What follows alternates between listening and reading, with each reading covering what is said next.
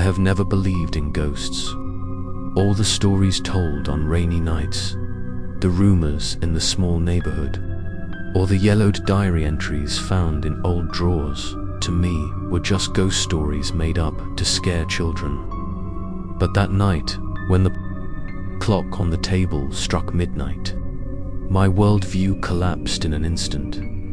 Asterisk, I stared at the ceiling, at the small wooden hatch that led to the attic, as though it were an eye staring back at me. The knocks had ceased, leaving behind a silence that was somehow heavier than the sound itself. The key in my hand felt colder than ever, as if it had been left in ice. My pulse hammered in my ears. All my life I had avoided the attic. My father had locked it tight, warning me and Michael never to go near it. But Michael's letter had changed everything. If he had seen something up there on the night he died, then the truth was waiting above me, shrouded in dust and shadows. The old wooden ladder creaked as I pulled it down. The sound echoed through the still house like a groan of something ancient. For a moment, I stood frozen at the bottom, the lamp in one hand, the key in the other. My reflection quivered in the glass of the lamp, pale and drawn.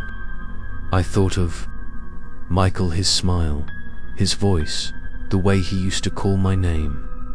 Then I thought of his last letter, of his warning, someone up there never sleeps. My throat tightened, but I forced myself upward. Each step moaned beneath my weight. At the top, the hatch loomed before me, its iron lock rusted, the wood scarred with age. I slipped the key into the lock. It resisted at first, as though reluctant to give up its secrets, then turned with a grinding click that made my skin crawl. The door swung open with a groan, and a breath of air drifted out. It was cold, dry, and smelled of dust, wood, and something else, something metallic, sharp, like the faint trace of old blood.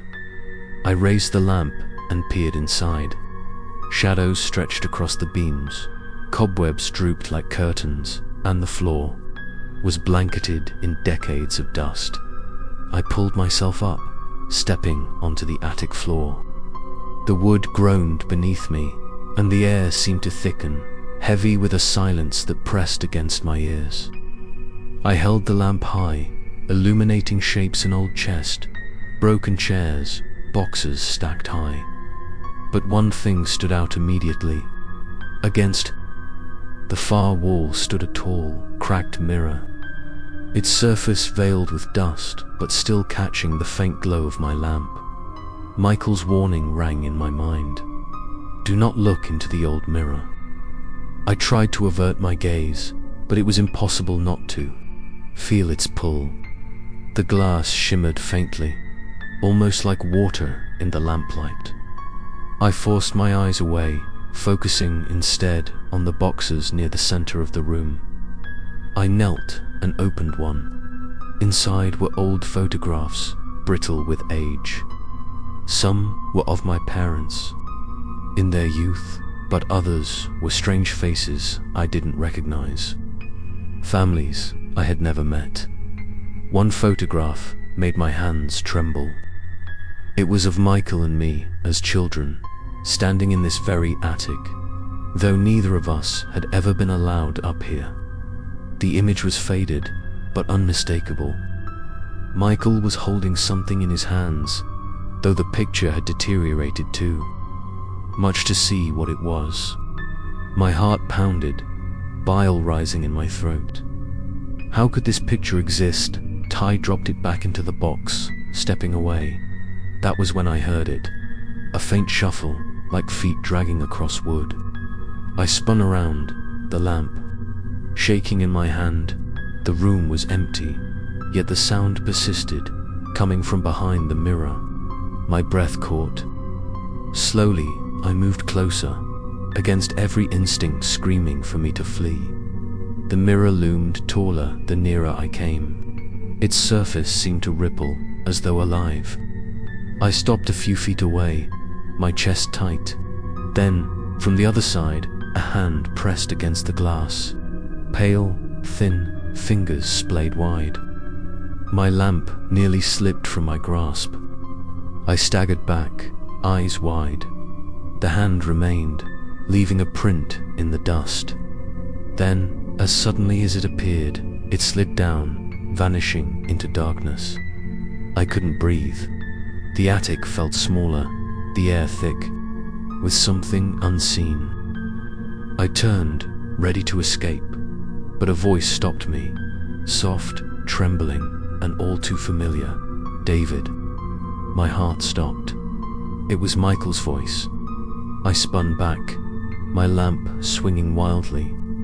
The mirror reflected me, but behind my reflection, a shadow stood, tall, indistinct, its head tilted at an unnatural angle.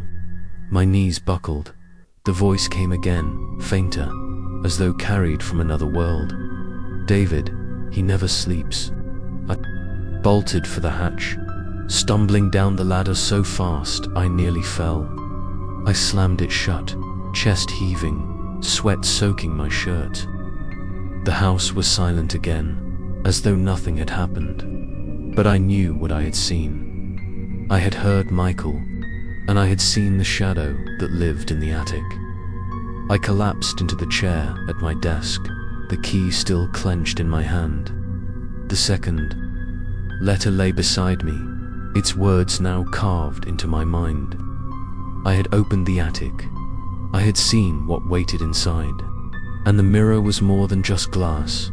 It was a door, a boundary to something I wasn't meant to touch. As dawn crept in through the windows, I realized I could not escape. The truth Michael wanted me to see was only beginning to surface. The first step had been taken, and there would be no turning back. Stay tuned for the next episode, where another letter arrives, revealing the horrifying reason why the mirror exists and the connection between our family and the one who never sleeps.